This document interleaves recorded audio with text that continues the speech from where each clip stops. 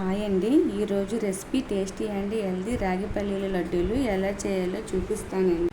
దీనికోసం స్టవ్ వెలిగించుకొని కడాయి పెట్టుకొని పప్పు దాకా పల్లీలు వేయించుకొని ఒక ప్లేట్లోకి తీసుకొని పక్కన పెట్టుకోవాలి. అదే కడాయిలో 2 స్పూన్స్ నెయ్యి వేసుకొని కొద్దిగా బాదం పప్పు జీడిపప్పు వేసుకొని దోరగా వేయించుకొని ఒక ప్లేట్లోకి తీసుకొని పక్కన పెట్టుకోవాలి.